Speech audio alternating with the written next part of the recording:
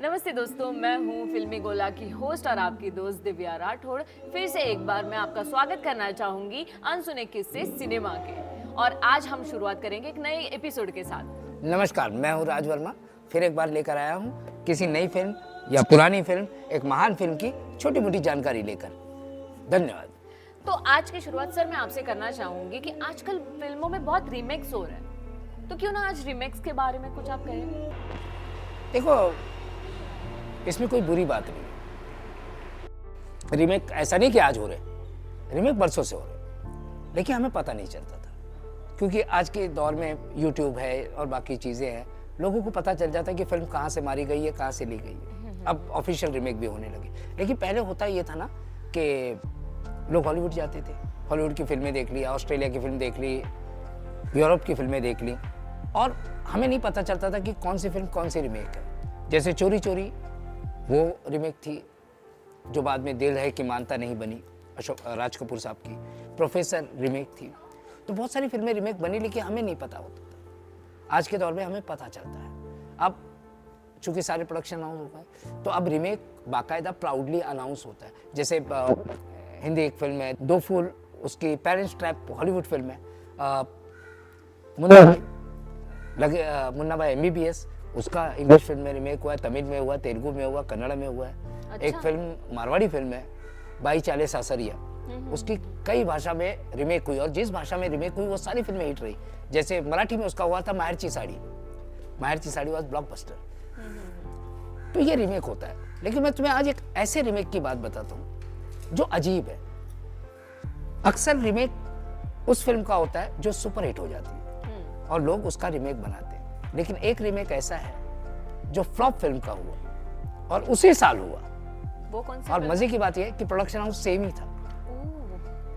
Actually 1950s में 58 के आसपास राइटर R.K. नैयर साहब ने कहानी लिखी, किताब थी गाइड, जो उस वक्त की बेस्ट सेलर थी। और गाइड पढ़ने के बाद देवानंद में एक जुनून पैदा हुआ कि गाइड बनाई, गाइड को लेकर उनका अपना पागलपन। और पहली बार हिंदुस्तान में ऐसा हुआ कि हॉलीवुड से राइटर आए उसे लिखने के लिए। क्योंकि देवानंद ने सोच लिया था कि एक अंग्रेजी फिल्म बनाई है, एक इंग्लिश फिल्म, हिंदुस्तान की ऑफिशियल पहली इंग्लिश फिल्म आप इसे कह सकते हैं। अच्छा। जो हॉलीवुड में रिलीज होगी, इंडिया में भी, इंडिया में डब करके रिलीज करेंगे ये सोचकर।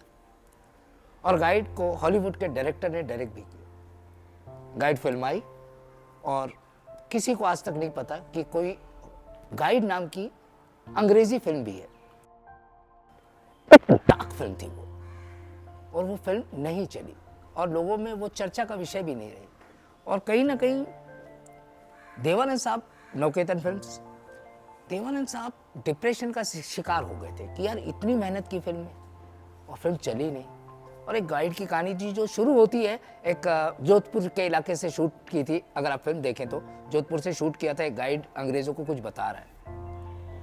अब उनके अंदर की वो जो बेचैनी थी, उन्होंने अपने भाई को, जिसके साथ वो 5 सुपरहिट फिल्म इससे पहले कर चुके थे, विजय आनंद, गोल्डी के नाम से मशहूर, हर फिल्म हिट, और तीसरी मंजिल क्या फिल्म बनाई थी।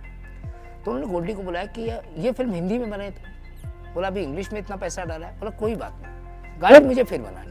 तो बोला जो स्क्रिप्ट तैयार है। बोला नहीं बनाऊंगा, मैं फिल्म नहीं बनाऊंगा, ये स्क्रिप्ट बकवास है।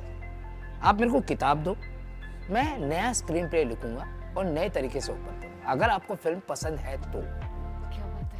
मैं इसका नया म्यूजिक बनवाऊंगा, मैं सब नया करूंगा। देवानंद को फिल्म बनानी थी, जिद थी, पहली फ्लॉप दे चुके थे, उनको हिट देनी ही थी। और फिर विजय आनंद, और विजय आनंद ने डायरेक्ट करना शुरू किया। फिल्म लिखी गई, उन्होंने खुद स्क्रीन प्ले लिखा और फिल्म बनी। इसका एक मतलब इस फिल्म के गाने का एक किस्सा है कि हसरत जयपुरी इस फिल्म के गाने लिख रहे थे, बहुत कमाल गाने लिखते। लेकिन एक गाने के बाद जब दूसरे गाने पर आए तो देवानंद बार बार उसका मुखड़ा चेंज कर रहे थे कि मजा नहीं आ रहा। अच्छा। वो बात नहीं। और वैसे कहना नहीं चाहिए जो शब्द हसरत जी ने HD बर्मन को बोला है कि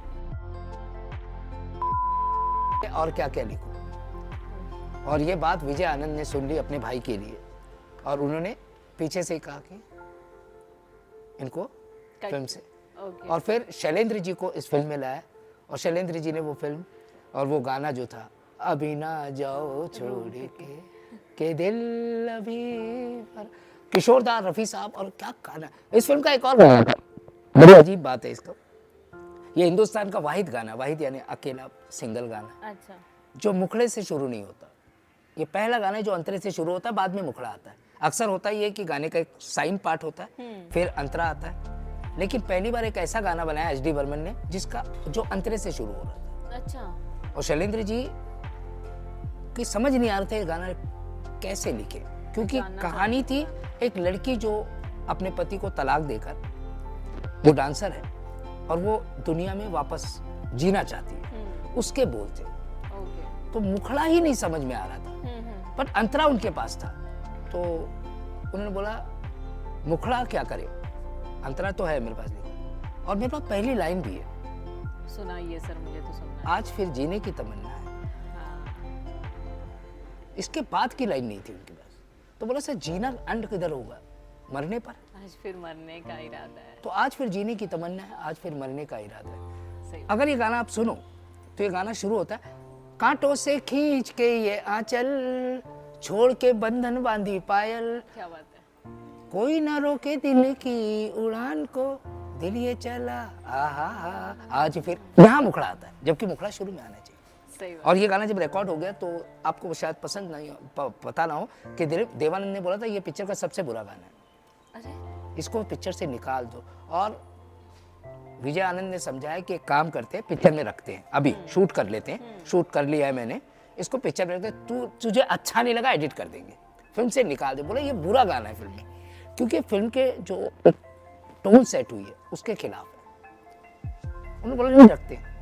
अब चूंकि जैसे पिक्चर बनने लगी, गाना सुन, तो एक दिन देवानंद साहब अकेले बैठे थे रात में, तो उनका जो स्टाफ है वो गुनगुनाते हुए निकला और वो यही गाना गुनगुना रहा था।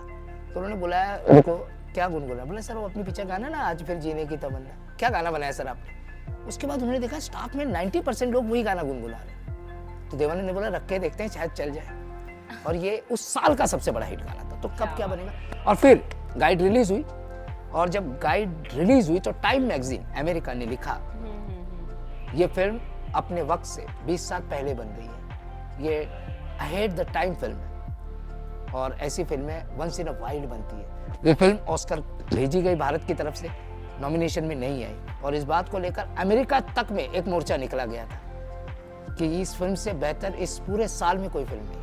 क्या बात है। और गाइड एक बेंचमार्क है। इस फिल्म में कई ऐसी चीजें जो मैं घंटों बता सकता हूँ। इस फिल्म की वन लाइन जो मुझे एज अ राइटर बहुत ज्यादा आकर्षित करती है। वो कौन सी? फिल्म का नाम है गाइड। हाँ। और एक गाइड अगर रास्ता भूल जाएगा तो उसे रास्ता कौन दिखाएगा। सही बात। अंग्रेजी फिल्म जहाँ शुरू होती है, स्क्रीन प्ले का मजा बताता हूँ कि कैसे स्क्रीन प्ले लिखा जाता है। इस फिल्म से आप दोनों फिल्मों को अगर देखेंगे तो आपको समझ आएगा। इंग्लिश फिल्म की शुरुआत होती है कि कुछ अंग्रेज है और एक राजू गाइड, वो लोगों को बता रहा है दिस इज द अंग्रेजी में। लेकिन जो विजय आनंद ने लिखी उसका पहला सीन है, एक जेल का दरवाजा खुलता है, उसमें 4 साल की सजा काटकर एक राजू गाइड निकला है जिसने पास्ट में अपनी गर्लफ्रेंड को धोखा दिया, जो हमारी हीरोइन है, और उसकी जिंदगी का कोई रास्ता नहीं कि कहाँ जाऊँ। आज राजू गाइड एक रास्ते पर आकर खड़ा हुआ है कि अब जिंदगी में क्या वो रास्ता है जहाँ जाना है। और वो एक मंदिर में पहुंचता है जहाँ गांव में बारिश नहीं हो रही और लोग उसे बाबा समझ लेते हैं, और वो बोलता है मैं तब तक खाना नहीं खाऊंगा जब तक बारिश नहीं होगी। और फिल्म का क्लाइमेक्स है देवानंद मरता है और बारिश होती है। तो एक गाइड को जिंदगी का फलसफा जिंदगी ने सिखाया, प्यार ने सिखाया। और ये इतनी बोल्ड फिल्म थी कि उस जमाने में एक शादीशुदा औरत से प्यार, उस लव स्टोरी को लोगों ने एक्सेप्ट किया। R K Nayar one of the finest writer of India, और उसके बाद गाइड बनती है।